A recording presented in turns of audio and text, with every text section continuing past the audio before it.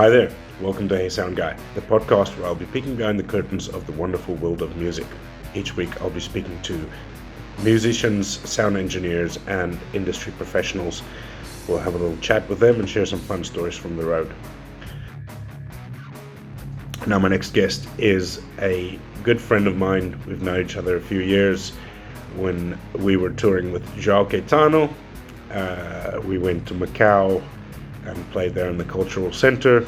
He plays with Sister Sledge. He's played for Incognito. He's been a musician all his life. Very interesting fellow. Ladies and gentlemen, please welcome my good friend, Joe Sam. Thank you. Thank you for being here.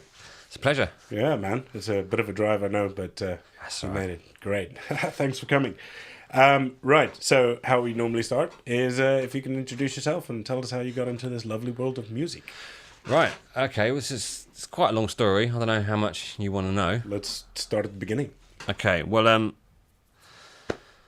was born into a musical family. My parents were musicians. Dad was a drummer, mum was a singer. And, they'd always have band rehearsals at my house. I lived in a house that didn't have any neighbours. It's in the middle of the countryside in Kent. Fantastic. And so, as a young musician, it's just brilliant. You can make noise whenever you want, unless my parents wanted to go to sleep. But as a child, they'd always have rehearsals and stuff, and right, their friends come around, and I'd sit in the corner strumming on an acoustic guitar, annoying them. But it was, for me, it was great. Perfect, man. And then when I went to school, I started to meet friends, obviously, and when I found out that their parents weren't in bands, it was a surprise to me. It's just weird. I just thought it was the done thing, So that's basically been my upbringing, and my brother is a drummer. He's fantastic, man. He's ridiculous. Really good. I've been very, very lucky to have as a bass player, to have a built-in metronome in your family. Yeah, man. It's been great. But my dad was a drummer, and so we both started playing drums. Me being that little bit younger, which meant he had that head start, and but I always had my eye on the bass. Yeah. And I remember I got whenever my parents would have a rehearsal with their bass player Graham. He was a young guy but really, really good, and that just kind of made me go, I want to play bass. And then something I've not really told a lot of people before, but when I was a kid, I was obsessed with the band Bros. You might not know them. No, I don't. If you're English, you'll know them. Okay. They were like this big pop teen sensation right. in like the late 80s, but they were a couple of brothers, and they did that BBC documentary last year after the Screaming Stops. It was like it won awards and everything. Okay. But their lineup was like two brothers. So me and my brother, we were just like, okay, they're brothers, and one of them was a drummer, and they also had a bass player in the band that wasn't one of the drummers, and so drums and bass, that just seemed like a fit. It fit, and then as I got older, I playing in bands from on drums from like the age of sort of 9. I was on BBC TV with a few friends on a show called Why Don't You? It was a children's show, but it was all about this particular segment was about why don't you start a band? Mm-hmm. So it was me and a few other mates from primary school. One of them is now doing really well musically, Ed Riches, really good guitarist. If you know who he is, you'll know he's great. Yeah. And then a couple of other guys from primary school, I think they're doing corporate real estate and stockbroking now. So well, there you go. I don't know who chose the right path there, but so it's been a long road. And then in my teens, how old were you then when you were on this? I was 9, I think 9 or 10. We were on Why Don't You, and we were on Going Live or Live and Kicking, whatever it was, the Saturday morning kids TV show like the week before. Right. And then I got into my teens and I started playing the guitar because my brother was on the drums and we wanted to play together. So I started playing guitar, and we had a guy around the age I was about 14, I guess, and then we were in a little 3-piece with my brother and this guy Dylan. He was amazing. It's just one of these amazing people that just everything they touch, they're just amazing at. Right. Kick your ass at chess, as well I know as a guy like that. Yeah. But the sad thing is that he didn't have the best upbringing, and he ended up being institutionalized and having lots of weird things happen to him, and I don't know where he is now. That's a shame. And that's really sad because you see that quite a lot. People who are just that, the genius and the crazy. Is exactly, yeah. And when you couple that with a traumatic upbringing and an evil mum, that's kind of what can happen. So a recipe for disaster, unfortunately. Yeah. So when he left, I picked up the bass because that's what I wanted to do, and I think I was about 15, 16 then, and I haven't looked back. And I've been in playing bands all my life, really. It's all I've known. I've had the odd job here or there, but it's just been I want to do music. That's it, man. And then it wasn't until about 2005, I think it was. I thought I'll go to college. I'll start learning this. I think I was 22, so I was quite late to sort of get onto the professional sort of thing, going to college at 22. But it was called the Bass Tech at the time, Bass Institute. It was in Axon, but they were offering scholarships. It was like the first time they'd sort of said, okay, enter this competition, and whoever wins gets a free spot. So I thought, okay, well, that's my only chance to go because I can't afford to. Yeah. So I did that, and I won the scholarship, which was great. Fantastic. So I got to go for free. Nice one. And then I did a 9-month diploma.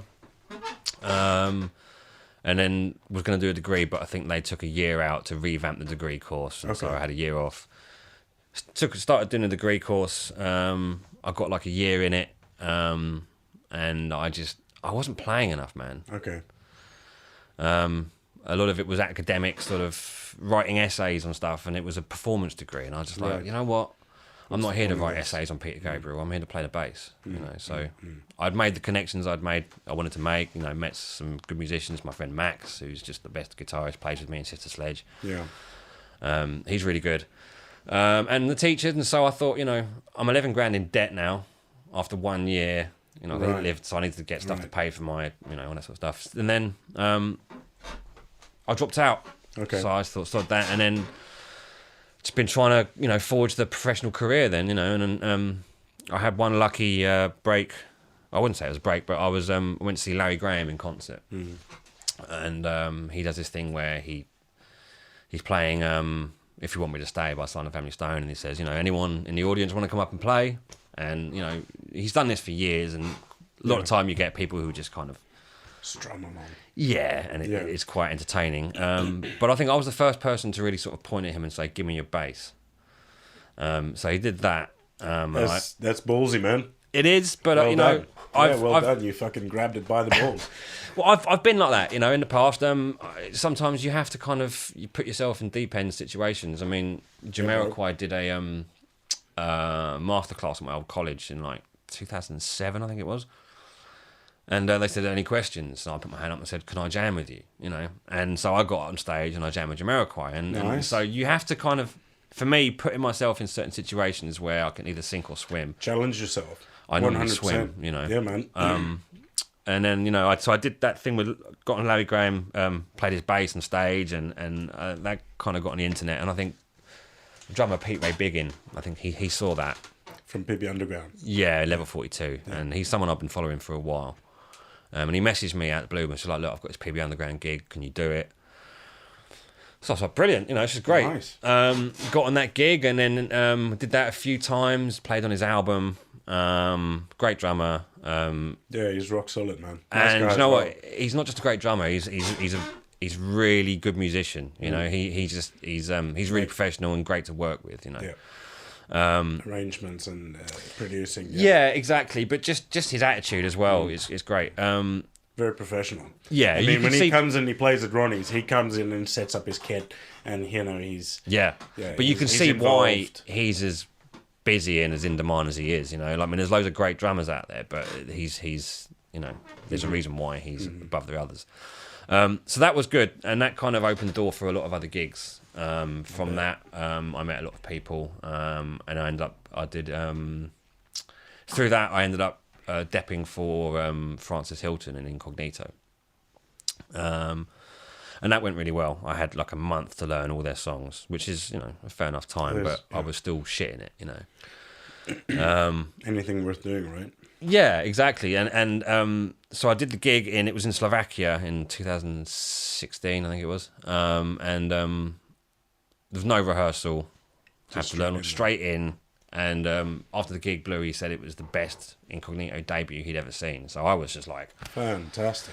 You know, well done, man. And it was great because it came at a time when I was kind of questioning my playing and questioning because it was kind of in an inactive period, you know, and it was good to know for me like that I can step up my game when I need to, you know, because I think a lot of musicians, well, for me in particular, if I haven't got lots of gigs or lots of like, you know, things that, you know, rehearsals or things that I'm really like, you know, pushing me on, I kind of rest on my laurels a little bit. Okay.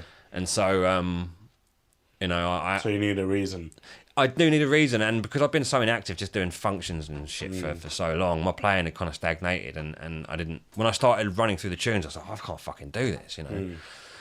And then, you know, the more I did it, the better it got. And then when I did the gig, it was just like vindicated my, you know, the way I'd been. I didn't have to feel like, oh, okay, I need to practice all the time, you know, because I'm not someone who does that. It's never been my philosophy to practice. I like to learn songs when it grabs me or when it piques my interest, but I prefer to learn on the job. It's a lot of musicians they like to practice a lot. Yeah. I don't do that. No. You know, when I was a teen, I'd play along to Jamiroquai albums. You know, just 8 hours a day, just learning Stuart's End of Lines and stuff, and or Primus or you know whatever that sort of stuff. But you know, as far as sitting there and learning scales and getting my chops together, I unless I've got a reason to do it, like I've got this gig to do, so I need to get my skills up. Yep. It feels like a self-indulgent sort of ego thing, you know. So yeah, I mean, I know I'm waffling quite a bit. No, not at all, man. So in this Incognito gig, is this where you meet João Caetano? It is. No, it's not actually. Have you met him before that? I'd met him at W3. Right.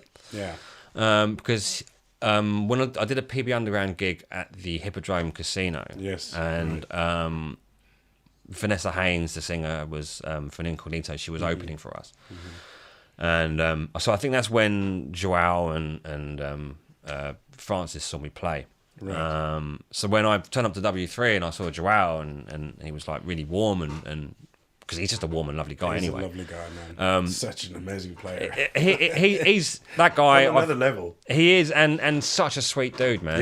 Yeah. But I was like, you know, who's this guy? Why is he being so nice to me? And then I realised, you know, like who he was and played with him at W3 and was like, this guy's amazing. And then since then, he asked me to join his band, which is you know the Portuguese fado. Yeah, and that's where we met each other. Exactly, we met each other in China, Macau. Yeah.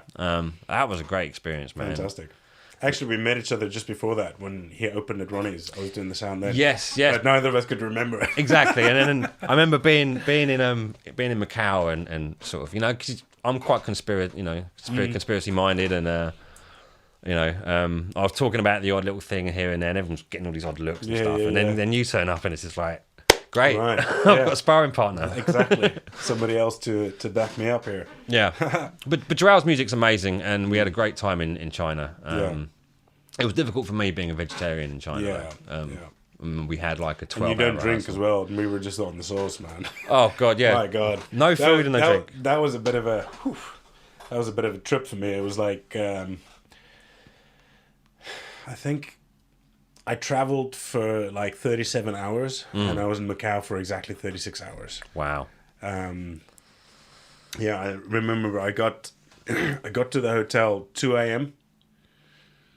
Got some sleep and got up, and we went to the place and we did in fact, we went there and then we set it up, and then we went and had lunch, and then we came back, did the gig, and then we stayed out like until 6 a.m. Yeah, right. And then 2 p.m. was my flight back to London. We travelled back together, didn't we? Yeah, that's right. We took the ferry and everything. God, that was grueling. Yeah, you didn't like that very much. No, I mean, oh God, I mean, I get motion sickness quite easily, you know, so that was bad. But it was a really fun experience. I mean, it cost me a lot of money because I had to dip out a lot of gigs, but but sometimes you have to do that for the experience, you know. I mean, I got to play in the cultural centre in Macau and, you know, meet the president and all that sort of stuff, and it was like, It was pretty surreal, isn't it? It was, and it was with a lovely bunch of people, you know, exactly. who They treated us so well. It was just, it was incredible. really was. So you know, that's been great, and so after the Joao gig and another Francis Hilton, bass player from Incognito, he's been really good to me. After I did that one Incognito gig and did so well with it, he's kind of thrown me a bone whenever he can't do something. Nice, so, very nice. I then got an email from this guy called Theo London, asking me if I was available to play bass for Kathy Sledge from Sister Sledge. Yes, yeah. And so that was a massive surprise to me, and I was like, Francis, again, you legend, thank you. You know, fantastic. Shout out to him, man. Yeah, man. I mean, great bass player, lovely fellow, and you know, I owe him a lot. You know, you get those people who just they're pivotal. You know, they. I mean, and I know it's like, you know, if you have a situation where sometimes you might have to dep a gig and you need someone you can rely on to have that. Yeah, it's a bit of weight off your mind. So I understand, you know, but from my point of view, it's like it's an honor. It really is, you know, and so then doing the Sister Sledge gig, Theo asked me if I knew any guitarists, so I told him about my friend Max, who I'd met at uni, and if you know Max O'Donnell, fantastic guitarist, just. You know, there are loads of really good musicians around, right, who can play all sorts of things, but Max has a certain sound that no one else has. All right. And it's a really good sound, you know. Okay. Sometimes, you know, people have a different sound, and it's like, yeah, okay. Well, but Max is his soundscapes are brilliant, you know. And I've always been really a massive fan of his rhythm playing, you know. Right. He plays funk like no one else. But if you ever see him in his band Sen 3. With Dan Galino and Salim Rahman. Salim, man. Salim, right? Drummer, right? Yeah. My lord. He's great, isn't he? Yeah. So those three together. He's so busy as well. He's everywhere. He is, yeah. And but this band, Sen 3, their first album was good, really good, really atmospheric, quite soundscapey. But their second album, I think, is better. It's a lot rawer. It's a lot more attitude to it.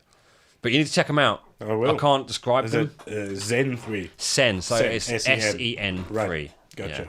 Yeah. It's an acronym for something, but or an abbreviation. Initialism, that's what it is. But I won't tell you what it means. Yeah. But they're great. So and Max, I got him involved in the Sister Sledge thing, and that has been just an amazing journey. You know, I've been doing it for just over a year now. Nice one. And what a lovely bunch of people. You know, we are family. It's it very much is that. I think I did a gig for her at Boysdale a couple of years ago. Okay. It was definitely one of the Sledge sisters. It might have been it could have been because there's basically, I mean, there's Kathy, who was the main singer, and then there's Kim and Debbie. Debbie, I think it was, yeah. Yeah, so Debbie's like one of the backing singers, and I like to think of it as like the Jackson 5, you know, right. And Kathy is Michael, and the other singers are Tito, Jermaine, Timon and Pumbaa, or I can't remember their names. So yeah, and Kathy's just you know, like when songs that are ingrained in your subconscious. Yeah. You know, I've played Sister Sledge songs and functions, and you know, for years and years but and years. To be playing it with her it's a different thing. Which when you hear that voice, you know, and when we first played it, I was like, oh my God, I didn't realise how much her voice was in my subconscious, and it was just like, oh my God, this is amazing, you know, like just a subtle difference of having the actual singer sing it. My God. And it just helps that they're all lovely people, and you know, it's no secret I'm a massive Prince fan. And when I found out that her tour manager Theo, the guy that emailed me originally, was Prince's right-hand man, was just like, oh my God, this is another great. Little pat on the back there. Yeah, and you know, It's brilliant. I mean, I try not to be too sycophantic about it, but I mean, you know, the fact that these people are so lovely and so welcoming, it just why not enjoy it? Yeah, of course, man. Exactly, it's a good thing. We shouldn't, you know, we should. I'm very guilty of that as well, where I kind of remember the bad things more, and we gotta, you know, I think we really have to just, when something good happens, just take that run with it, enjoy it, have a fucking blast, and be happy about it. Definitely, Let's be happy and acknowledge that you're happy about it as well. Yeah, 'Cause I think in those put times, it out there because it's infectious as well. Yeah, The more positivity you put out, it affects people around you. Yeah, it's like the smile's infectious. These sorts of things. It's good. Yeah, I mean, I remember have a good time with it. I was on the tube a few years ago, and like you see those adverts on the banal things and everything. One of them just said, "It's not rude to smile." Nice. And I was like, well, yeah, that's great. How many times do you see people just, you smile at someone on the tube and they give you a dodgy look? It's like, what do you want? Yeah. So I'm just being nice, man. Exactly. Yeah, well, fuck those people anyway. Doesn't matter, right. man. Yeah.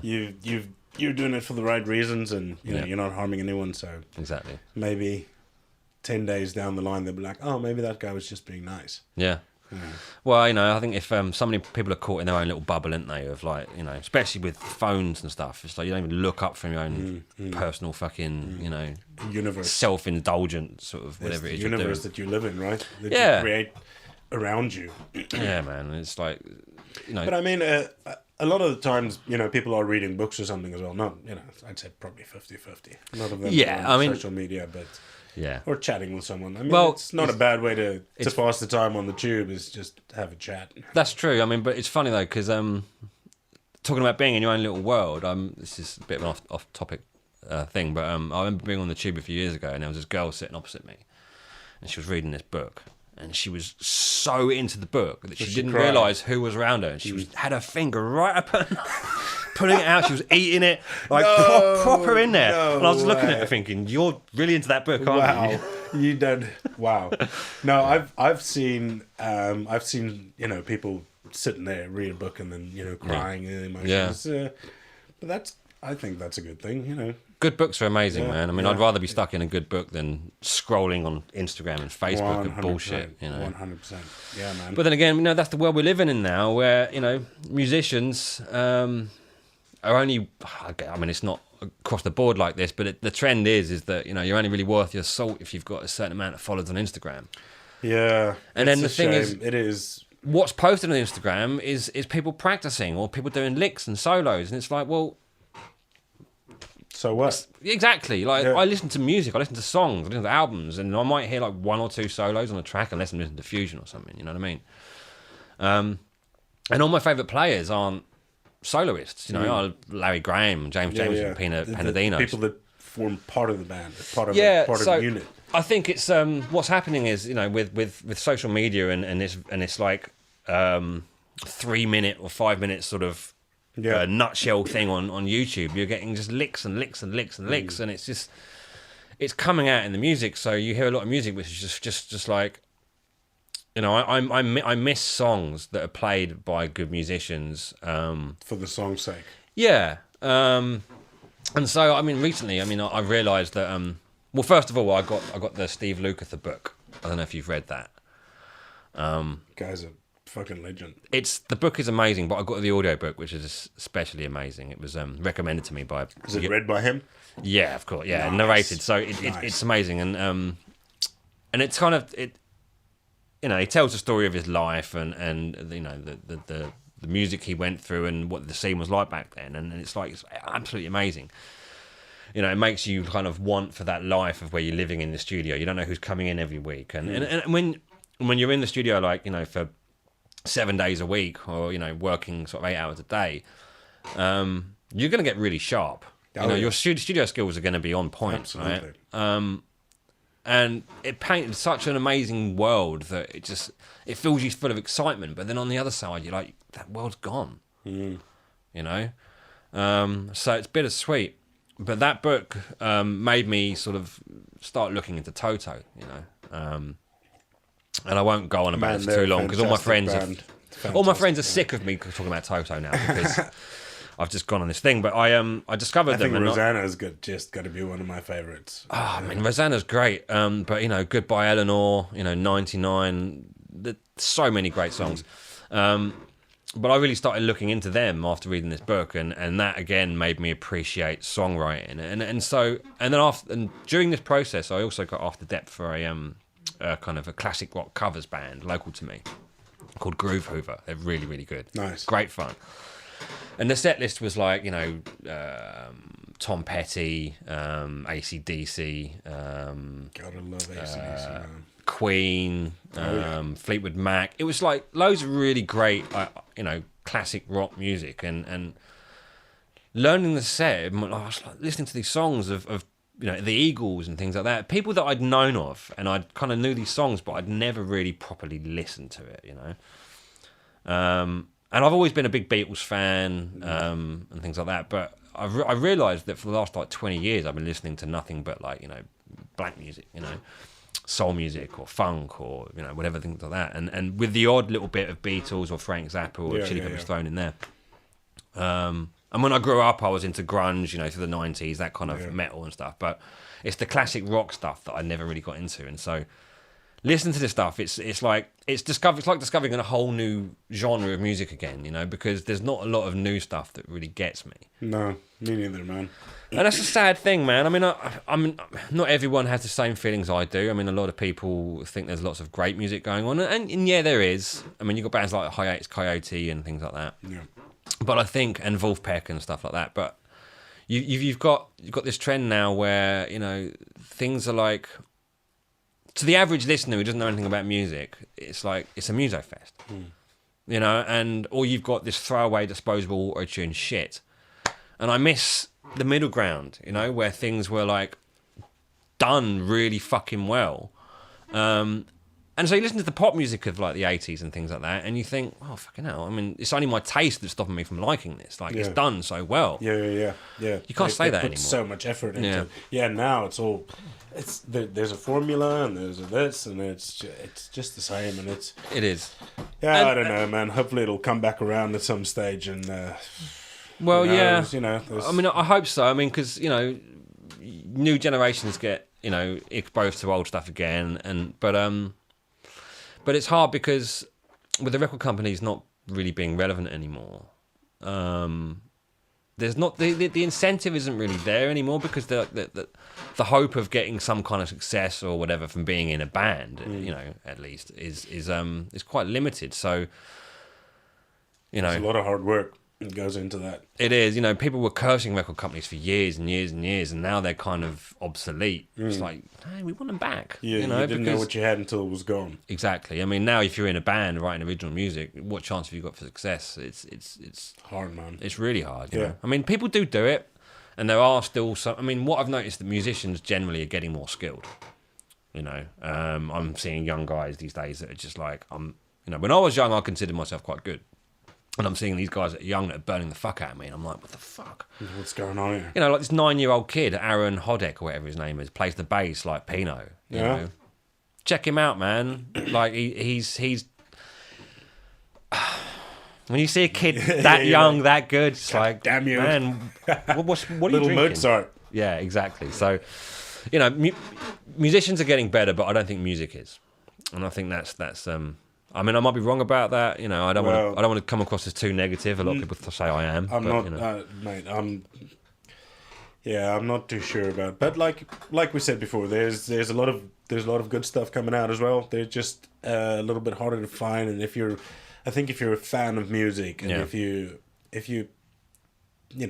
by us talking to each other, oh, check this guy out, check that guy out. Yeah. It spreads and it gets the recognition that it does. And I mean, you also kind of have to consider what is the aim of making the music. Do you want to put your heart and your soul out there, and you want it to be appreciated by the people who appreciate it, not just who's gonna click next and then forget about you, because those people are always there and they're always gonna be there.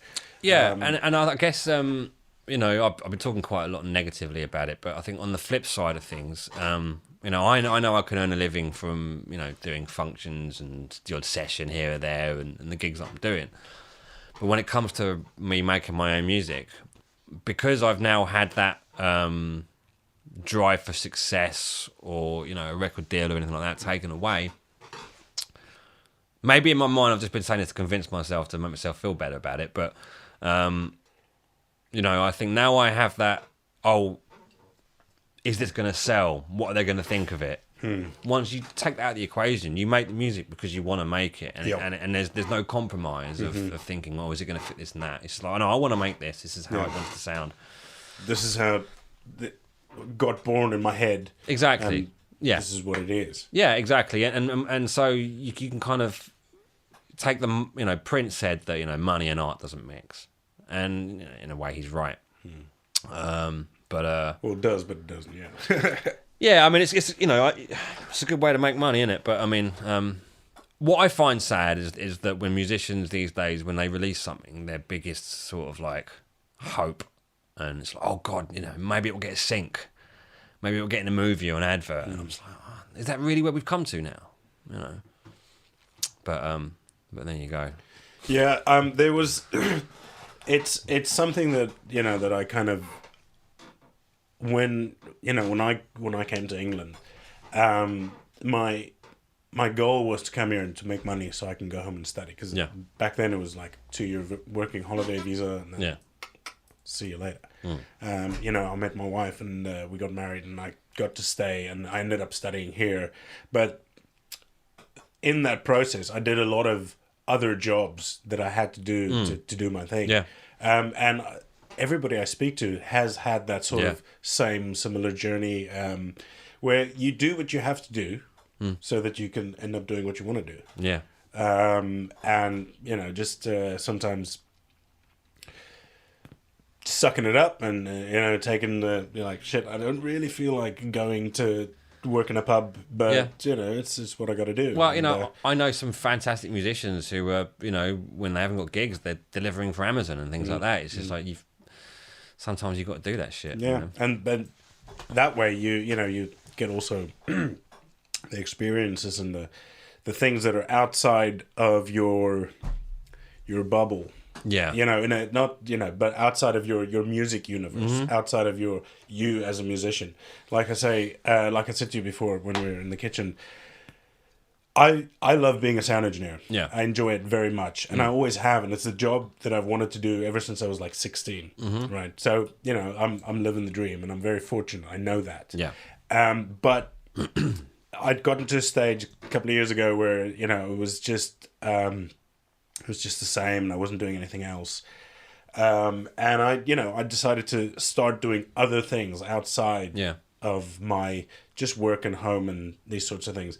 You know, making biltong, making chocolate, shooting my bow, you know, building a tree house, you know, these sorts of things, doing other things outside, being creative. Definitely. To kind of fill in the gaps, and then you draw on that to you know, to bring in your experiences. Precisely, and the positivity that you've gotten from doing something that's a hobby. I don't think I can stress enough how important it is to have hobbies. I think so, you know, too.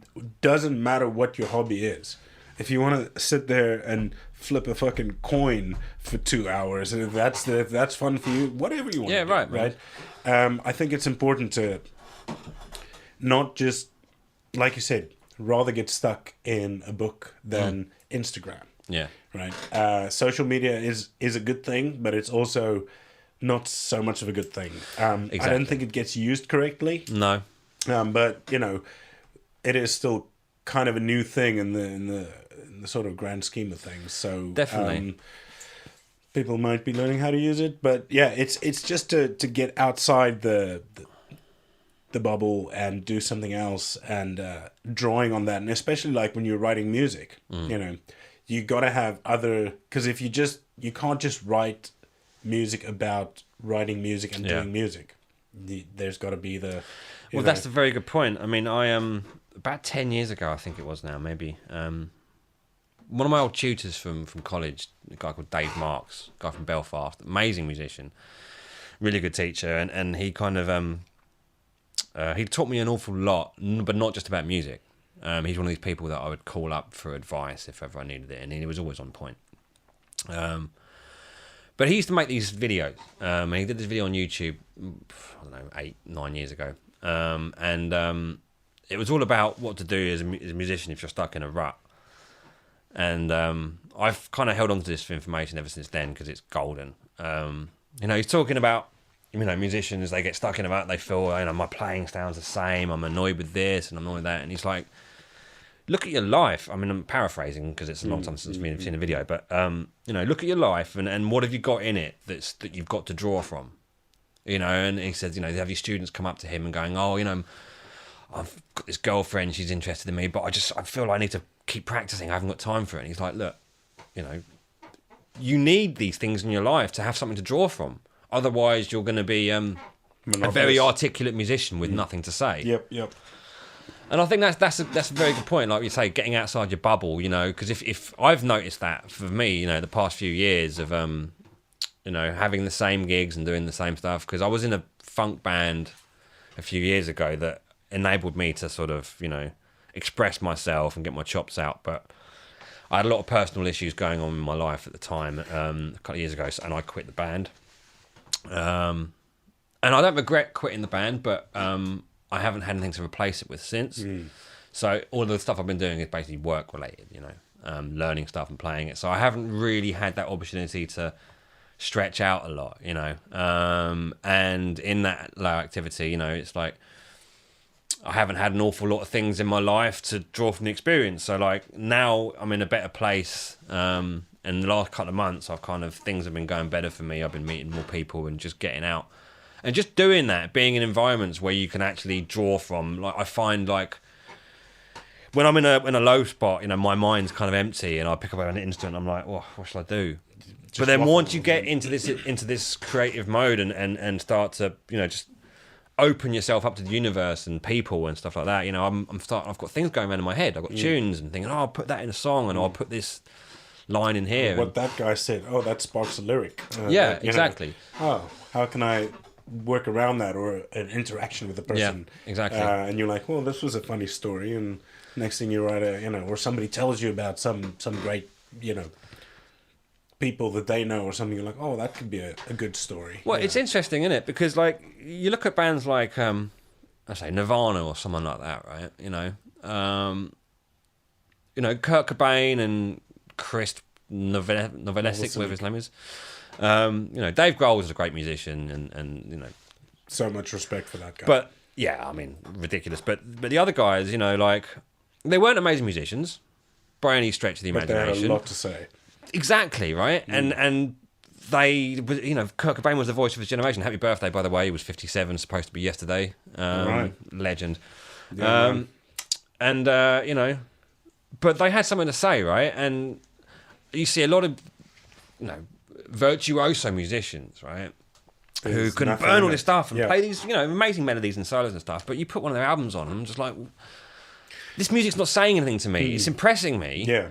And it's kind of got a bit of groove and stuff, but like, it's, you see that a lot of musicians who spend their entire, they don't have, burning in their bedroom for 8 hours a day and they're very good, but the guys who are out in the world experiencing stuff and then writing songs, for me, I will put on a Nirvana album over a Victor Wooten album like 9 times out of 10, or anyone else like that. I mean, I've always been into bands, I've always been into songs, and the musicians in that band have inspired me, Yeah, man, and that's an important thing to take as well, because that obviously you idolize people, and you draw inspiration from them, and then when you get to know about them a little bit, then you're like, oh, these guys are people too. Right. They've got the same struggles as we do.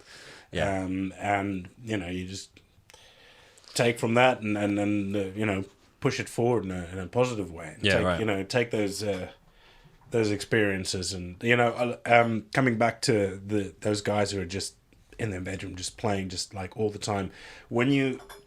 It tends to happen quite a lot in the sort of jazz community, where you get those guys, fantastic players, but then you go and have a conversation with them, and it's still all they talk about. Oh, that album, or that, that arrangement on that album by that guy, or they'll come in. I was like, oh, that's that guy playing. I'm like, yeah, I guess so. Like, on that's that record. I'm like, yep, I guess, yep, yeah. And it's the kind of like monotonic sort of conversations. Yeah, right. After a while, you're like, so I'm gonna go have a cigarette and see you later. Yeah, right. I mean, not to be rude. No, they're great guys and lovely guys, but it can get a bit sort of monotonous. I think so, and I think, when I was younger and I was playing the guitar and I really wanted to, starting on the guitar, Angus Young was the guy. Right? Yeah, right. I wanted to fucking make rock and roll music. And as I kind of progressed and, then it was like Joe Satriani and these, and I started practicing more, and I started like, oh, I got to get this down. And I realized that, I'm kind of losing the soul of it.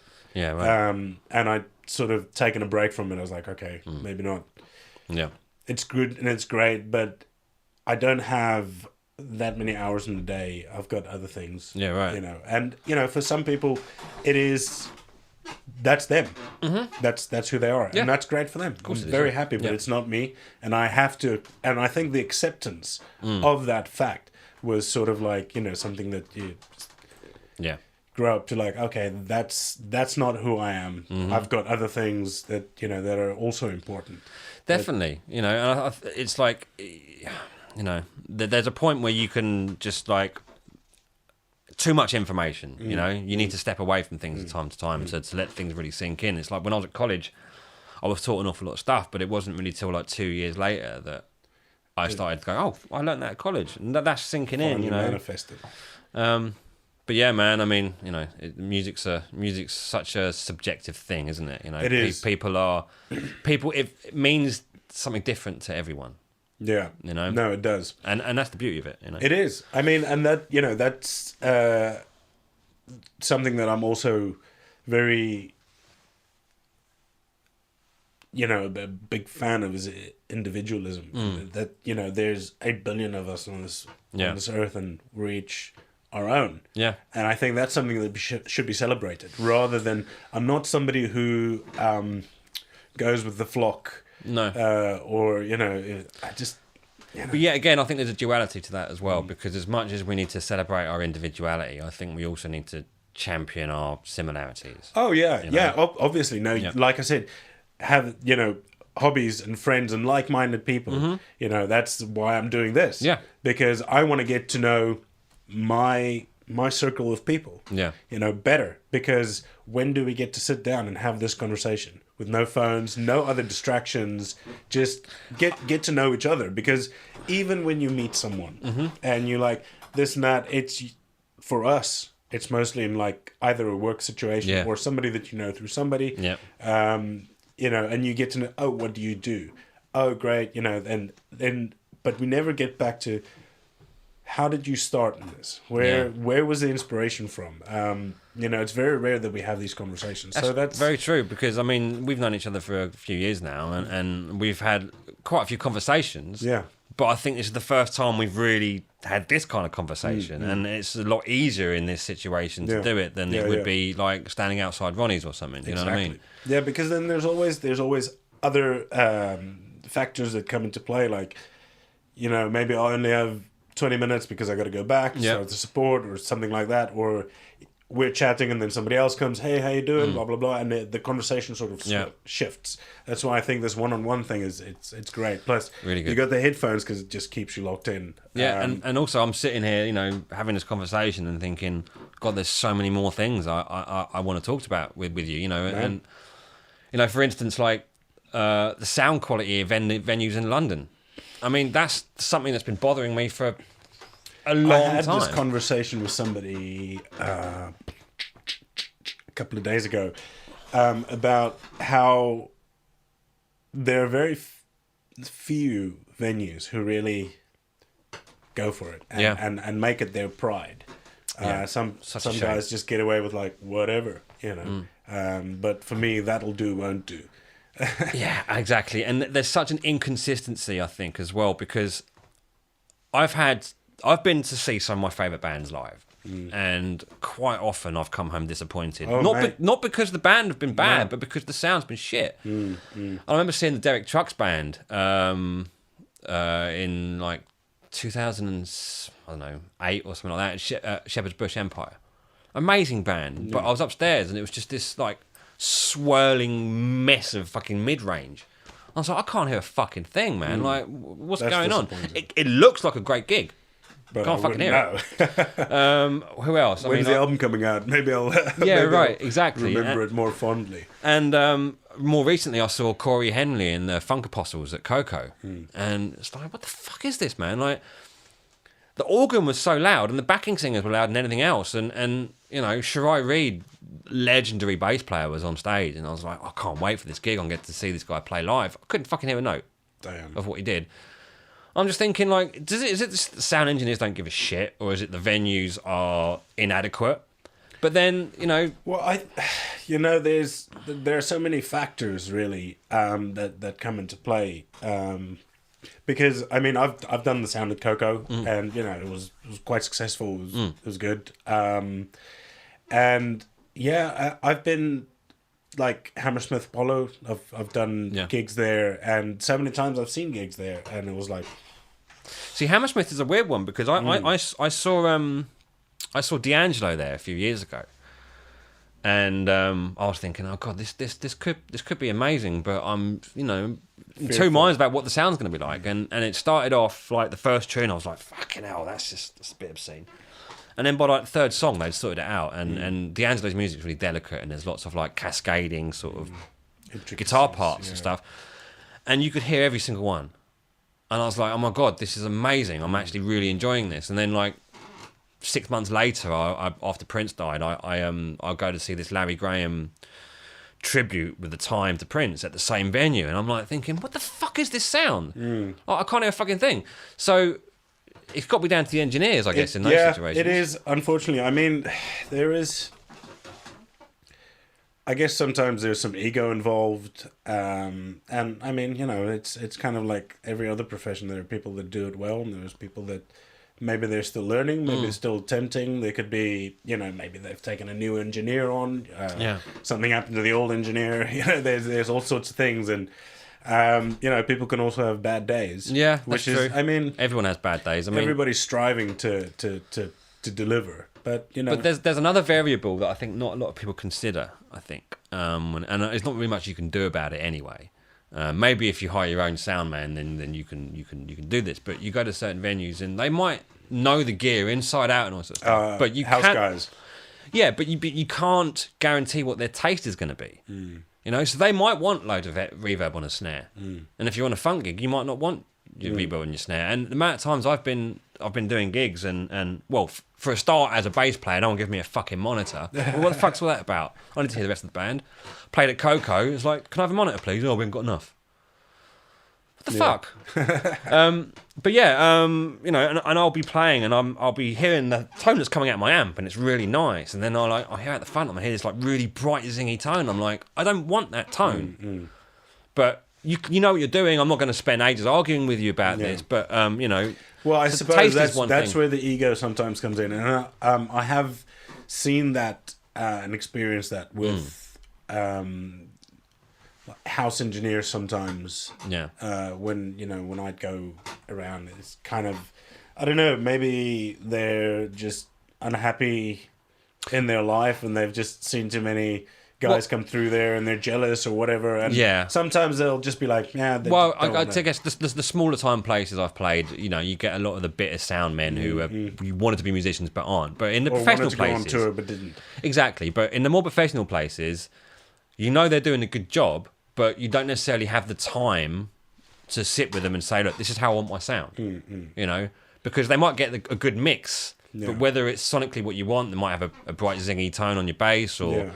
And what I also find is a lot of places, it's too loud, you know, like you need to be able to hear it. That's why it's amplified. But, you know, to have a kick drum that's making the whole fucking room shake, it's not necessary. Yeah, man. You know, it's very style oriented as well. You got to tailor your sound to the style of music that you're mixing. You know, if I'm gonna be mixing heavy metal, then kick drum's gonna be louder. Yeah. But if I've got a 3-piece jazz trio, it's not gonna be my number one priority. See, you know that, right? And I trust you to know that because I've worked with you and I know what you do. But so many places, you know, I've been to gigs and I'm thinking, like, this isn't a fucking drum and bass gig. This isn't hip hop. This isn't. You don't need that. Because when you hear that with the bass drum, it's like, what's the bass player going to do now? You're not going to hear him. right? Yeah. But then, again, on the flip side, I went to see Wolfpack at Shepherd's Bush. And they started... actually a great room, Yeah. I've seen great gigs in there. Well, this is the thing, they knew their shit, right? And they had it so... the majority of the sound you could hear was coming from the stage, right? You could hear the instruments really clearly, but because of that, the volume was a bit quieter. And I was like, this is going to be great. And then they started playing. It was too quiet.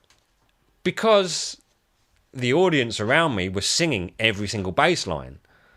So I was watching him play. I love those guys. And if you're on stage, right, it's got to be the most amazing thing to hear the whole audience singing your bass lines. Who sings bass lines, for fuck's sake, right? Yeah. But I'm sitting there, standing there, watching the gig, and I've got these wankers going in my ear, and I'm like, God. Again, it looks amazing, but I can't fucking hear it because these twats. So yeah. Oh mate, yeah, it's a balancing act, struggle. Yeah, it is. It is. Yeah, it's like you say. It's unfortunately, I don't think everybody puts the time and the effort in, and people maybe they get complacent, maybe they get lazy, maybe it's like, oh, I'll just record this. Guys have been on tour for 6 months. They're like, oh, this is just another show, and unfortunately for them, yes, it is just another show, but for you, it is the only show. And I don't know if people kind of understand the gravity of that. All the maybe. Time. Some, I think the best do, and they care about it, and they put in the time, they put in the effort. But I think the venues have to be responsible as well, because I've been to and played at loads of venues where it's just an echoey mess, and you're thinking, where's the fabric? Sort it out? Where's the soundproofing? Like, what? You go to Europe and this stuff's just fucking sorted, mate. Touring in Europe is such a pleasure. Oh, isn't it? Such a pleasure. Like even the lighting guy, the rigging guy, they're all like, "How can I help you?" Yeah, it's like, wow. Man, okay. We went to Turkey. Right. With Simande last year, and played at Babylon in Istanbul. Yeah. Right? Fantastic club, right? And there were like 11 guys there helping us set up, and everybody's just like happy and eager, and everybody's nice, and it's not Europe, but I mean and then you come back to England, and people are just like it's like they don't want to be there. I don't get it. I think it's... I've been trying to work out what it is for a long time. It's just complacency. We're used to being in this country that has kind of pioneered and spearheaded a lot of things, like we had, especially in the 60s and 70s, like the rock thing and the British blues invasion, all this sort of stuff, the Beatles and stuff. We were leading the world in lots of things, and we don't really do that anymore. No. And we've just kind of London used to be like the place. Yeah, and it's like, come on, guys, up your fucking game. And I remember playing at this place down in the West Country called The Convent. I played there with this amazing blues guitarist called Kirk Fletcher. We were I played there with other bands before, but it's like this old converted church, like convent thing. And I walked in the room, and it's just like this fucking high ceiling and all this echo, stone everywhere. Oh, no. And I was like, oh, fucking hell, here we go. And then we started playing, and I was like, this is sounding great. And I spoke to the guy who ran it, really nice fella. I don't think he's very well, but I don't think the place is actually still open. But they had this system where they had noise cancelling technology in the room, so immediately all the echo was taken out, and I'm just thinking, rather than investing in this fucking huge, powerful bass subs and big speakers, just fucking soundproof your rooms, guys. Yep. Treat them for music venues, and everyone have a good time. And doing weddings and functions and stuff, you play places and they've got a fucking noise limiter. And it's like, but then you've got a fucking glass window. It's like, what the hell are you doing? Put some fucking fabric up, soundproof the place. It'll probably cost the same as that noise limiter would to put in. I don't know how much it costs, actually. That could be bullshit. Well, no, it's a bit more. But No, I hear you 100%. Or if you're going to be like that, then why put on gigs? Precisely. Why put on gigs? If you have... a limiter like that, say, okay, maximum quartet, or acoustic acts only, yeah, or whatever. Don't go in there and make. Man, I've as well done gigs in places where you're like, really? This is where you're doing it? Fuck, the other day we did a gig and in Scion Park, in like a greenhouse. Scion Park. In a That greenhouse. is the worst fucking It's place. a glass building. I've done that, Marcus. With I've a refused. 12-piece funk band. Do you know what? Oh, mate. It was just like... I've done 2 gigs there. After the second gig, I told myself I'd never play there again. It's just down the road, isn't it? But the second time we played there, we'd set up in the greenhouse, and I was like, this is going to sound terrible, you know. And we'd set up, and then we went off to eat our food, get changed, and get ready. And in that time, it started raining. And we were about to go on stage, and I would go on there, and the fucking room was leaking, right? I looked at the desk, I looked at the keyboards, everything was completely dry, and I was like, hallelujah. Yeah. And then I looked at, we had this drummer called Jack Pollitt on the gig, amazing drummer. I don't know if you've seen him before. He's fantastic. And he had this really nice drum kit set up, and his snare drum, it was a sake kit, right? And his snare drum just had like an inch of water sitting on the top and inside it. And I was just like, I'm so sorry, mate. But he took it so well. I was like... Maybe he's got insurance. Thanks, mate. You know, but in one way, I was lucky because like none of the electrical stuff had got touched. Only the acoustic thing had got touched. And then there was this one chopstick at Talk about a wet snare, right? Yeah, right, exactly. But then this one idiot who was one of the wedding guests was like... There's always one. Don't worry, mate. Your stuff's double grounded. You won't get electrocuted. And I'm like... I'm not worried about it being electrocuted. I'm worried about the bloody cost of all this stuff. Yeah. You know, and so we had to move around to this other area in the room. And the sound was terrible. So, yeah, avoid Scion Park at all costs if you're doing a gig. Yeah, it's interesting to... It's, I mean, for me, for us as sound engineers, it's always a good sort of test of your skills and abilities, and you know, sometimes you have to just make it as good as you can. Yeah, right. Yeah. There's, you know, no way around. Yeah, that's exactly. You can put in some glitter, but that's about as good as you're going to get. Actually, I don't know if you saw the show Mythbusters. They actually proved that you can polish a turd. I think they found that lion shit is the best turd to polish, and anyway. Brilliant. That's incidentally also great for if you've got your neighbour's cat shit in your yard, mate. Just put some lion shit in your backyard and you'll be fine. Great. Yeah, you can buy it on Amazon. Yeah. Yeah, shit, man. Yeah, I mean... They don't want to mess with the other cats. No. There's some... There's a guy on Instagram called Nature is Metal. And he posts just like, you know, what nature does to each other. Nature can be amazing, but it can also be fucking brutal, man. It's brutal. I mean, insects liquefying their fucking their prey like live and then sucking them up. Man, it is brutal. It's I mean, us as a species are the only species that's got any kind of compassion whatsoever. Everything else out there just I don't know.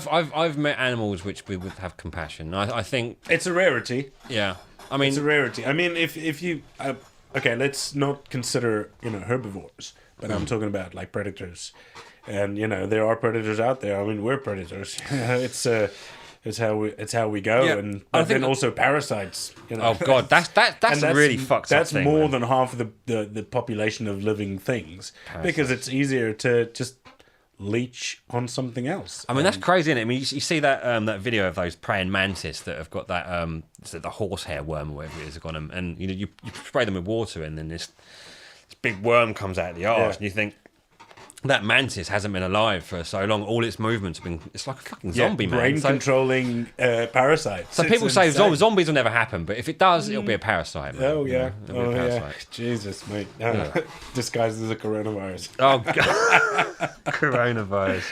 I don't know. You know, is it worse than the swine flu? Is it worse than the avian flu? I get confused by this every time because... I do, and... Yeah, I mean, like you said, we had SARS, bird flu, swine flu, freaking all these things. I had the swine flu, man. Yeah, a friend of mine had the swine flu too, and it was terrible, but it wasn't the end of the world. Yeah, I mean, I was working. We were doing a premiere for Spider-Man 3 in Leicester Square. Wow, and that's like 16-hour days. I was still a grunt, you know. I was doing crewing, and I was driving the telescopic handler, like you know those big forklift type things. Yeah, and it was about Monday to Friday, and I was there like 6 a.m. till 10 p.m. or something like that every day. Long day. Yeah, and just sweating it out, and I think that's probably the thing that kept me going. Really, is like I had to get up in the morning to infecting everyone on the red carpet. Oh no, I was already past the infectious stage by then, mate. Oh, right. Well, yeah, I mean, it's only infectious before you start showing symptoms, because otherwise, it Yeah, will I mean, propagate. but yeah, again, I mean, I've seen lots of like contradicting evidence about this coronavirus now. Yeah. I mean, you're seeing videos of people being, dying left, right, and centre.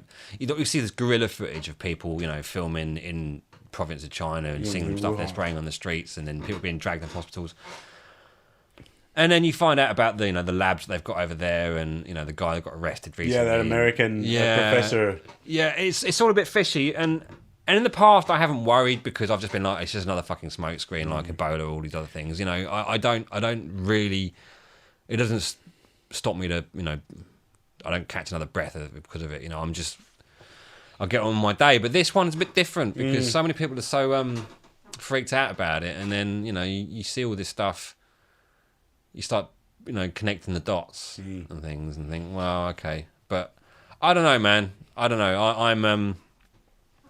I'm a big Stephen King fan, and so when I read The Stand, I don't know if you've read that book. The whole world gets wiped out by this super virus that some military guy trips over in this military thing, and it spreads across the whole world, and everyone dies except for like a handful of people, and that's the story. So. I've been wanting to read that again. But I might just get that. it's great, but I mean, I don't know about these things. I mean, I'm skeptical of like most things, big pharma especially. Oh, man. I mean, look, I've been someone who's had 3 operations in the last year, right? So I'm very, very grateful for the NHS and the surgeons, and I know they're amazing.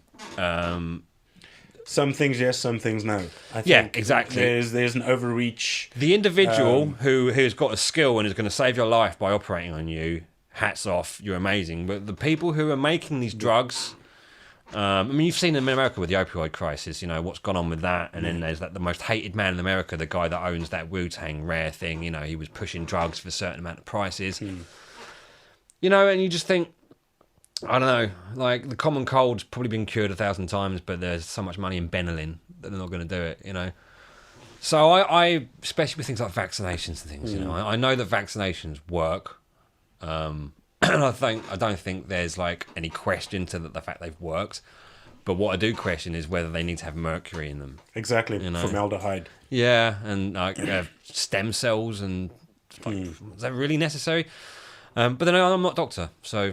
And like I was saying to you earlier, I don't have beliefs in anything, because if you believe one thing is true, it forms a bias. You have an invested interest in that outcome. So that's why you see people on the left, on the right, they're fighting with each other. No, I'm right. It's like, hang on, step fucking back a minute. Yeah, look at the big picture and see that you're both right and you're both wrong, and there's a crossover. Time. Yeah, there's a compromise somewhere. It's like with this Trump derangement syndrome that's going on at the moment. I mean, I'm not a fan of the guy, but I mean... It's better than an alternative. I mean, is it though? I mean, the alternative was Clinton and her baby-eating cronies, all that sort of stuff. I mean, I don't know about that, but... I was not a fan of Obama. I'm not a fan of anyone. No. Anyone who, like Bill Hicks says, the only man suitable for office is the man who's dragged kicking and streaming into it. Because if you want power, you're going to be corrupt. And people say, power corrupts and absolute power corrupts absolutely. I'm just thinking, bollocks.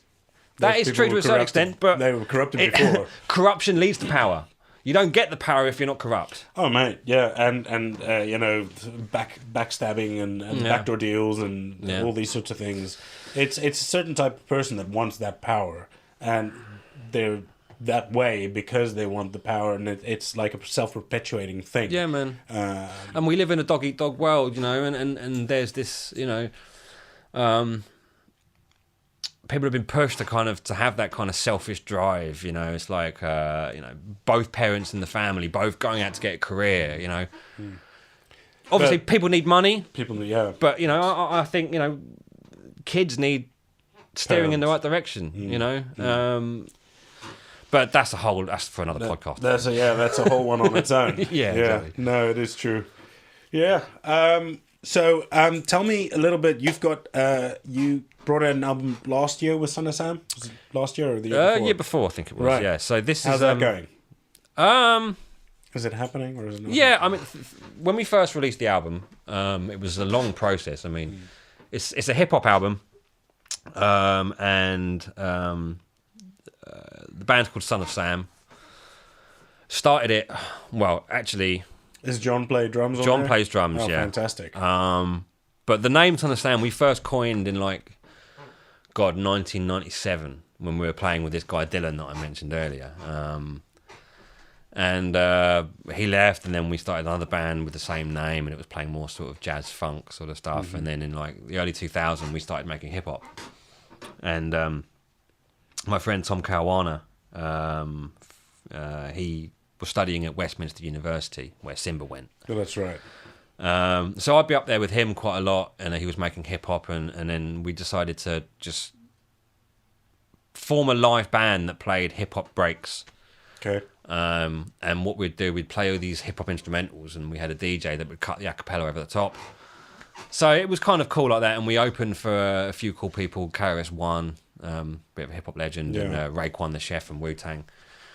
This is all like 2002, like quite a long time ago. And in that process, we'd been, writing a lot of beats and a lot of, loops and grooves and stuff, but we didn't really have anything to do with it, And then quite a few years later, Tom was like, "Do you know what? I'm gonna start piecing these together, and we're gonna get together and we're gonna record some of these properly." And so, in about 2008, we sat down in the studio.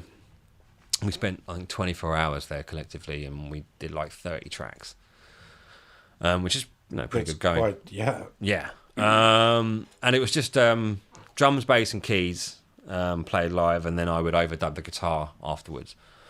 It's like the only project I really get to play guitar in, which is fun because I'm not a. So if you play it live, which would you play? Bass, definitely. Yeah. But I mean, I love playing guitar, and I'm a kind of closet guitarist because I do love guitar, but my chord knowledge is if I'm in a studio, I can think about what I'm going to do, and I can piece it together, and I can make something. But if I have to, it's I need to practice more. But yeah, so we did that, and then it kind of left Tom to it, and he was piecing things together, editing stuff, and as you do these days. And we thought, okay, because Tom had done some remix work for the Wu-Tang Clan, right? And he'd done some mashups, Wu-Tang and Jimi Hendrix. It's called Black Gold. So it's loads of Jimi Hendrix music mixed with Wu-Tang acapellas. Yeah. And that's great. But he also did one called The Magical Mystery Chambers, which is Wu-Tang mixed with Beatles stuff. Right. And he was releasing releasing it for free online. Because obviously he was using other people's music, didn't want to make any money, blah, blah, blah. But the Beatles management or whoever was in control got in contact. But he'd already given away like hundreds of thousands of copies and stuff. So it's kind of like an underground thing in hip hop now. And I saw this documentary of the Jizza or the RZA, one of the two from Wu-Tang Clan, walking through this record shop in America. I think it was New York. I might be wrong. And he was looking through this, digging through the crates, and he found this Tom Caruana album. He goes, "This is great, Wu-Tang and Beatles and stuff," and I was, it's great. So I'm waffling a bit, but we were then thinking, okay, we'll put these beats together and we'll approach Wu-Tang and see if they want the beats. Yeah. And not at all that surprisingly, we didn't really hear much about it. But then Tom started to approach all the rappers that he'd been working with. I mean, Tom's been doing hip hop for a long time, and he's got a bit of a name for himself now. And but we decided that we wanted this album to be totally American in terms of the rappers that we were using, and we wanted a certain sound. And I think the British rap hip hop has a different sound to it, a different vibe. So we wanted to stick to that. So the album took a long time, and once we started getting rappers on the beats that we had, we were like, oh, wow, this is really starting to take shape now. So then we took these beats and then we started to re-record the instruments over the top. I would put layers on it, different guitars. We ended up getting quite elaborate with it. We had strings, we had harps, all live instruments on this album. And the album's called Cinder Hill, Cinder. It's the name is based on where I live, Cinder Hill. And I think it's a great little album. And in the process, we recorded enough songs for 2 albums. But then in the process of putting it together, we worked out what songs we wanted on album 1 and one album on 2. So we stopped working on those tracks for album 2 and we just finished the album 1. So now we've got, a whole other album that just needs tweaking and little bits put on there. Cool, so it's taking, it's going quite slow because Tom lives in Manchester and we all kind of have to do things remotely. But the first album, we had got a reasonable amount of success for it. I mean, I say success, I say more exposure. I mean, we were on Radio 6 Music a few times. Cool. Went on the Clive Anderson show on Loose. Is it called Loose Change or Lost Change? No, that's the 911. Yeah, the 911. Anyway, his program he does on Radio, BBC Radio 4, or I think it was. I can't remember. Okay. And that was quite fun being on live on the BBC Radio first thing in the morning, playing hip hop. With members of Downton Abbey being interviewed and Tony Robinson from Blackadder. Brilliant. And that actually quite surprised me, meeting Tony Robinson, because I've been watching Blackadder all my life and seeing Little Baldrick, and I stand next to him and I look back at the photo and I'm the same fucking height as him. I'm like, really? Am I that small? Okay. You're big on the inside, bro. Yeah. Do you guys, have you gone out and performed it live? No. Have you ever toured it? Or we did one thing on the BBC because it was just the one track, and so luckily we were able to fly one rapper over. Oh, okay. And, of course, yeah, that'd be a hard thing. Well, are they all different rappers as well on each exactly. track? I mean, we've got like 20 odd rappers on the albums, so and I play multiple instruments on the album, so it'd be hard to reproduce live. It's expensive to reproduce live, so we could probably do it. I mean, in the past, record company would go, "There's the money." Pay people to rehearse or whatever, and now it's like, well, I've got to fly these bastards over. Put them up in a hotel, put them up rehearsal. Exactly, it's meals. There's travel, if there's a demand, we'll do it. But there wasn't a demand, so we'll see what happens. And so it's more of a labour of love than sort of let's get this out because we have fans waiting or you know what? I'm in total agreement of that. It's just doing something for the sake of doing something and having it. Yeah, like when I write a song, I'll get all excited about it and I'll write it out and I'll get the lyrics and I'll record it and I'll put some drums and stuff over it. I'll just program some drums and things or a bass or whatever. Like the intro track to this I wrote quite a while ago. Yeah. And then I just I have it and it's something that's for me and I had fun doing it and it's mine. It doesn't matter if anybody else ever hears it. I don't give a shit. That's brilliant. It's like this thing as well. What I'm doing is I'm just doing it because I'm having a good time doing it. Yeah, and that's it. Great. I get to know my people, and everybody else gets the 2 people that watch this get to meet everybody else as well. I think it's important to sort of catalogue the things you've done throughout your life as a musician, because even if it's not for general release or it's not for commercial whatever, but. For me, being able to put on a cassette tape from when I was 15 or, CD from when I was 20, and listen to it. And it takes you back. And sometimes I'm thinking, God, I did stuff back there that I don't do anymore. I need to bring that back into my playing. Or it's like, I listen to stuff and go, oh, God, I need to not do that anymore.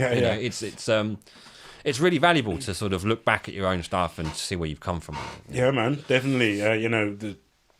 The retrospection of what you've gone. I mean, you definitely don't get stuck in the past too much, because there are people that do that.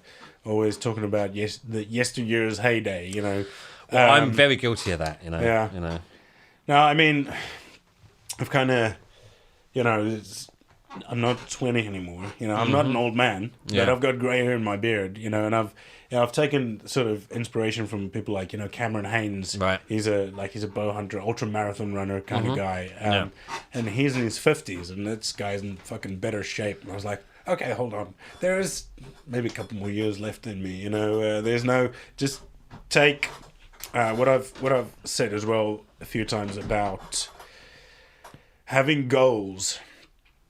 It's a good thing to have a goal, and it's a good thing, but the goal shouldn't be the goal. It should be a goal. It's an aim. It's somewhere to aim for. Yeah.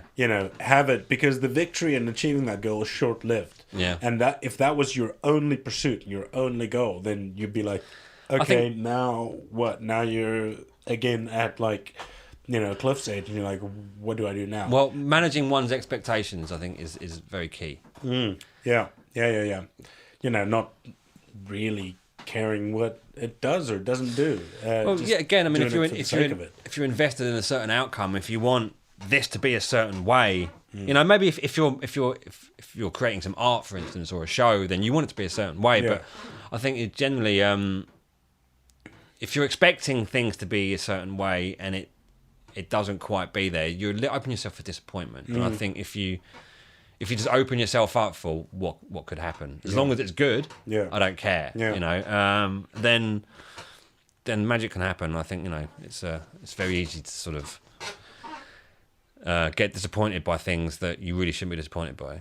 Sometimes life takes away things from you. That it's going to give you something better along the line. And even if it's just coming back to the experience factor, even if it's just that.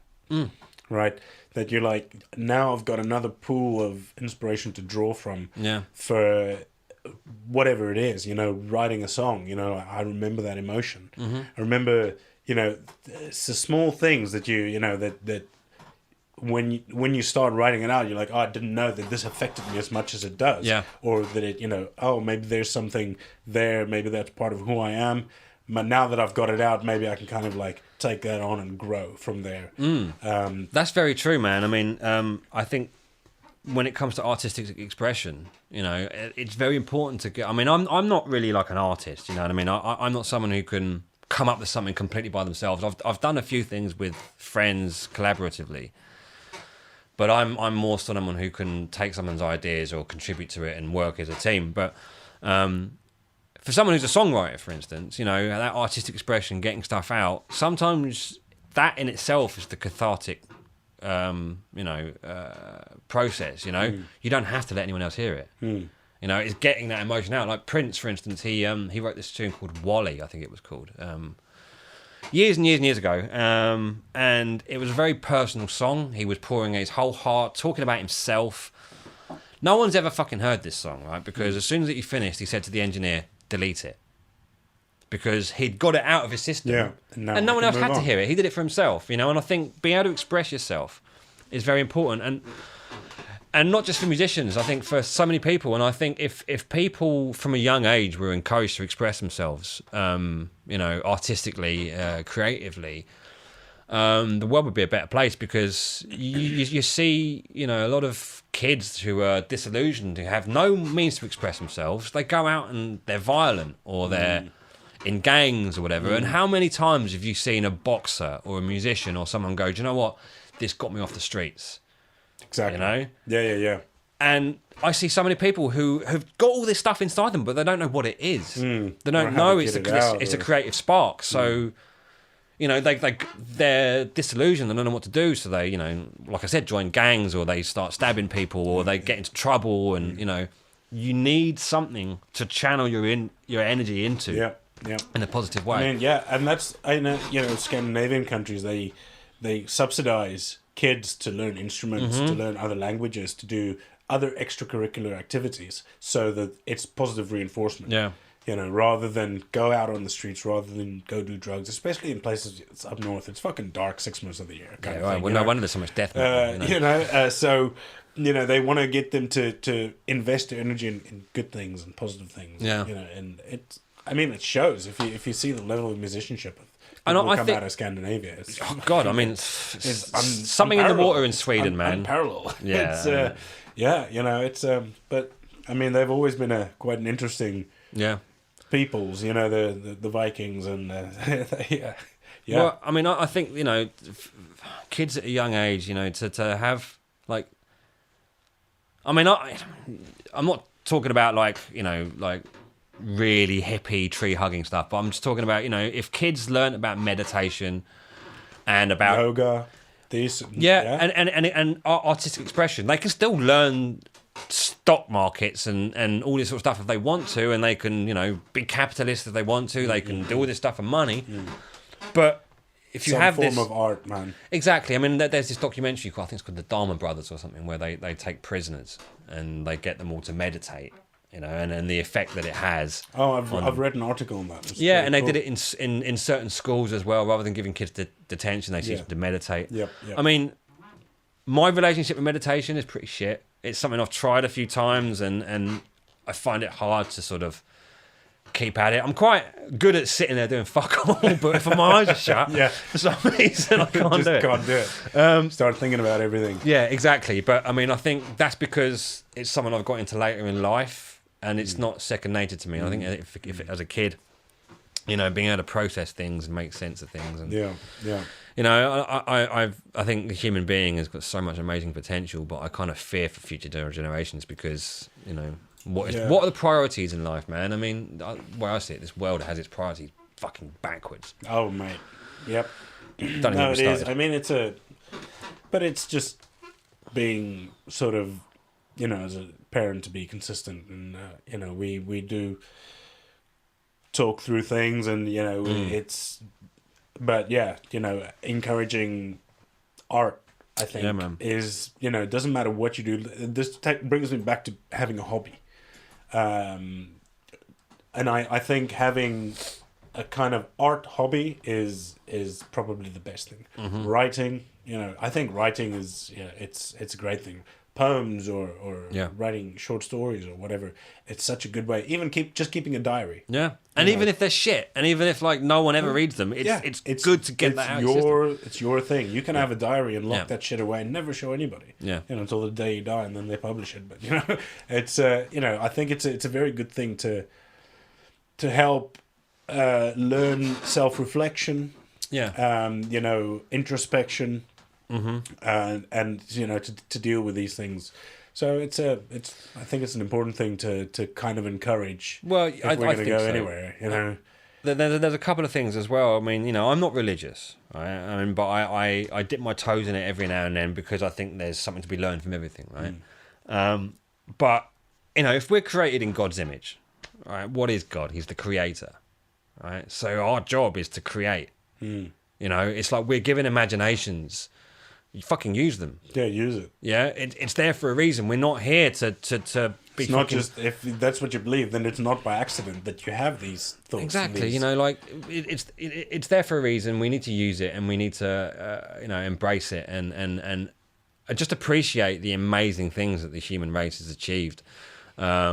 Artistically, I mean, we've done some horrible things, horrible things, but you know, I sometimes think that you know, the good stuff is overshadowed by the fact we live in such a horrible, fucked up world. But there's still beauty. But it's probably better now than it has been up until this point. Wow. You know? Who really knows, though? Knows? It's like we were saying earlier, man. History could be completely false, and we wouldn't know it. You know, it's know it. It only takes like 1 or 2 generations of people, and then you completely rewrite history. You know. Yeah. So it's just they say what it is, and we're like, okay, well, we weren't there, so how are you gonna know? Yeah, exactly. And I think with music being such a universal sort of bringer together of people and leveler of things, it's you know, the fact that there's such a war on it. I see it as a war on it at the moment. You know. With all the talent shows. I mean, oh man, one thing I can't stand those things. Do you know what? I got really upset, not upset, but disheartened the other night because there's this American show where they get all these singers to dress up like puppets and stuff, and then it's like, who's this like mystery singer? They're all wearing like, you know, dressed up like Muppets, like Big Bird and stuff, right? And they've got to go, oh, who's this singer? And I remember seeing Patti LaBelle on it. And she took this mask on, everyone was like, oh, it's Patti LaBelle. And I'm thinking, you should fucking know that, man. You should know that voice. And the fact that she's having to dress parade up like herself. And then Shaka Khan was on it the other night as well. And I was like, what's Shaka? Yeah. Whether you like her or not, like, still. Why did you do that? Oh, so nothing is sacred anymore, man. And I think... I do that all the time when... Because you heard when you came in, I've got the radio on all the time. It's on classic rock. Yeah, you know, that's my thing. Yeah. And whenever, I mean, I'm quite fortunate that my daughter's into rock and roll as well. when somebody comes on, because she loves Queen, she loves AC/DC, and she's recognizing voices. So whenever a song comes on, I'm like, who's that? Can you recognize that? And a lot of the time she gets it right, and I'm just sort of like, getting to know who these people are, and we can talk about the history of them and all this. Yeah. Appreciating the art and training the ear. Like you said, those people should have known it was Patti LaBelle. It's like they should have fucking known this just by the voice. Yeah. That's why I keep the radio on, not YouTube all the time. So That's great. Doesn't have to be connected to an image. Yeah. It's because we grew up with just albums, sitting around listening to an album. You remember those days? Yeah. Oh, mate, that's the thing. I remember being by putting an album on from start to finish. Right. Yeah. Maybe the odd track I might fast forward or whatever, but it was albums, and albums sounded like albums. Like it's a concept. It had a sheen to the whole thing. You put Pelagic Sex Magic on, that every track sounds different, but it sounds like it belongs on that album. Yeah. And now, and that's what used to inspire me. I'd hear this bass line or this on this album, and I'd be like, that's great. And people aren't doing it these days. It's YouTube. No, it's that, a lot of that, and also singles and singles and singles. And I've kind of been sort of, I had this sort of an epiphany the other night, where maybe I'm being hopeful, maybe I'm being romantic about it. Maybe the reason why people keep doing singles and pushing little 3-track EPs and things like that is so that they could perpetually be working and gigging and bringing out fresh stuff, rather than doing an album, spend a year doing an album, release that and then tour it for a year.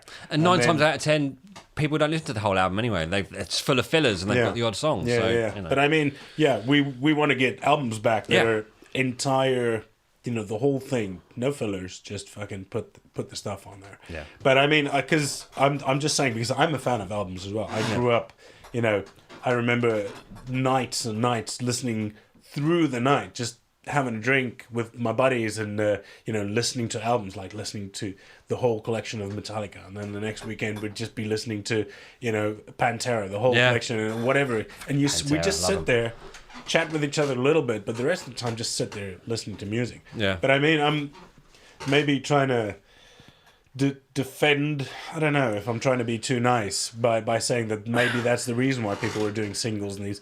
I'm not saying it makes more sense to do singles, because the people have that disposable sort of attitude, and they don't want to buy a whole album. People don't buy anything anyway. They stream it anyway. You don't sell singles anymore. No. The Beatles had a great system where whatever they released on single didn't go on an album. There was the odd exception with things like Penny Lane, which is on Magical Mystery Tour. But most of the time, their songs Lady Madonna and things like that, they weren't on albums. They were just singles. So you didn't have to buy anything twice. You bought it once and you had it. And that kind of made sense. And then you had this trend of B-sides, album, bands putting great tracks lost on B-sides. And now you go on Spotify and you go on this album and it's like the deluxe version, you've got all the B-sides and everything there. And as cool as it is, it doesn't feel like it's the album anymore, So there's always a give and take.